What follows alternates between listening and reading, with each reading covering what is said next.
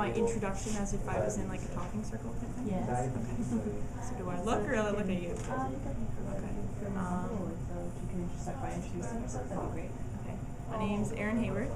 My spirit name is Peaceful Watching Sacred Water Woman. I'm Mohawk from Six Nations, traditionally. My grandfather was adopted, so our whole family's very messed up right now. I was raised in Scarborough, born and raised. I decided to come to Trent University initially for the Indigenous Studies, but the thing that pulled me in the most was the fact that they had Mohawk language program here, and I've always wanted to learn Mohawk, so I came here for that. This is my second time at the Elders Gathering. I came last year with my youth group from Scarborough, and although this year I don't actually get to go to the workshops because I'm one of the vendors, but it's still nice to actually be surrounded by my culture for a day. So, yeah. Drew me to the Elders Gathering. I don't know, since I came here last year with my youth group, I got a feeling of what it was like, and it was nice to come and get teachings from other traditional teachers and elders other than just my own, because it's just nice to have a different view sometimes.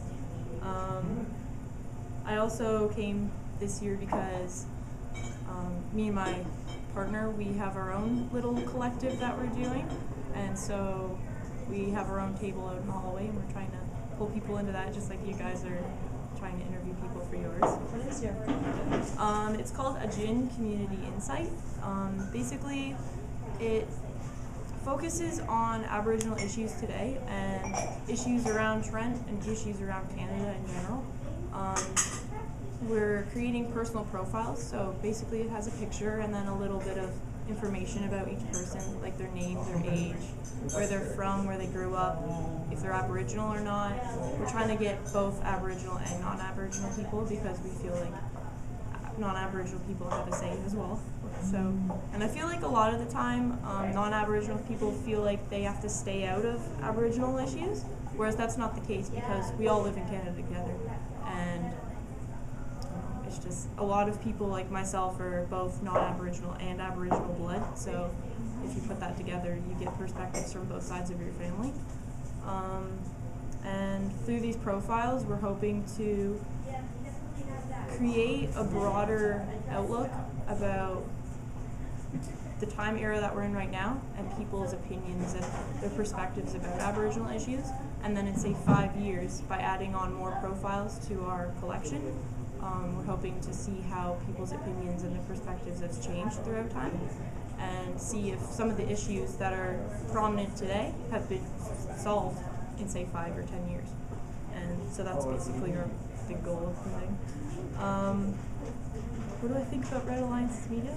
I think it's really cool that you guys are doing this.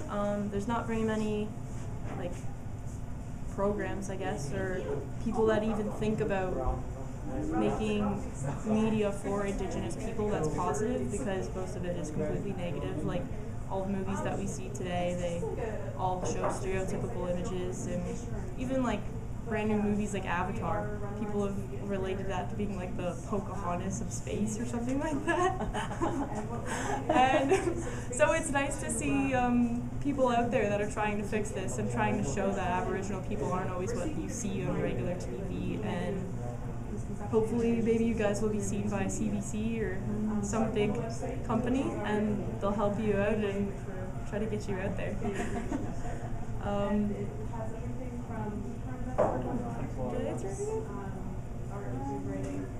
Oh, what do I think of the Elders Gathering? I think the Elders Gathering is really important, especially in Trent community, because Trent is so well known for its Indigenous it's Indigenous studies, and just it's known for being a school that is very accepting of Indigenous ways of thinking. And I feel like the Elders Gathering, it helps people get to know Trent, because I wouldn't have known of Trent if I hadn't have come here last year. So, and it's the whole reason why I decided to come here and study. So it not only does it bring students to come and study here, it brings all the different elders, it lets people get to know each other. The sunrise ceremony I heard had like 50 or 60 people there this morning. So that's insane to have that many people at one thing that's 6:30 in the morning. And yeah, like it just brings everybody together, even if it's only for 3 days of the year. So it's really nice. Do you think that Elder Gathering is like a good way to experience spirituality?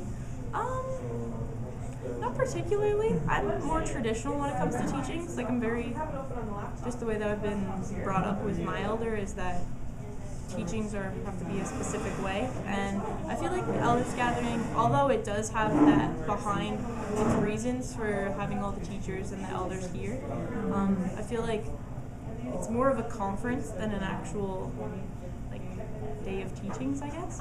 And I feel like if they turned it into more of a explain it like more of a ceremony. Yeah, more of like a ceremonial thing, and instead of having workshops, actually have like talking circles and like different, I guess, introductory ceremonies, because you can't actually have the ceremonies here, but well, we do sometimes. Kind of like to teach people, this is the ceremony, this is what we do. I know a lot of people come here, they have no idea what smudging is, and like that's one of the main parts of our spirituality. Yeah. So, I think a lot of the things that they teach us, like I remember last year in one of the workshops I went to, one of the guys taught everybody how to, it was the old-fashioned way with the bow and like lighting a fire. Oh. And I'd never seen that before. Like I've seen flint, I've seen everything. I'd never seen that, and it was really, really cool. So just to see like the traditional ways of how we used to make fire and stuff like that. So it's cool that some people actually still hold those teachings. But yeah. Do you think that this is like a good way for urban people to get involved within spirituality? Oh, or? Definitely. Like, I came from Scarborough, so growing up until the time that I was about 15, I knew I was Mohawk, but I had no idea what that meant. And so I grew up my whole family, we've all grown up thinking, like we all knew that we were Aboriginal, but we didn't really know anything about spirituality or the culture or anything about that. So when I got into high school and I started learning like just random points in my life, I started learning a bunch of stuff, and like today I'm the most spiritual out of anybody in my family, and I'm slowly starting to pull my father. Like right now he's making me a case from an eagle feather, and like I don't know, when he told me that he was making it, I actually started crying. So I was like, oh my gosh, like I'm actually getting the rest of my family to come and participate in the culture. So, and I know a lot of people from the city come here for the Elders Gathering, so it's a really good way to introduce people to the culture and just try to show people that this is our way of life, and it's, I love it. Yeah, that's true. All right, well, thank you for doing the interview with us. Yeah.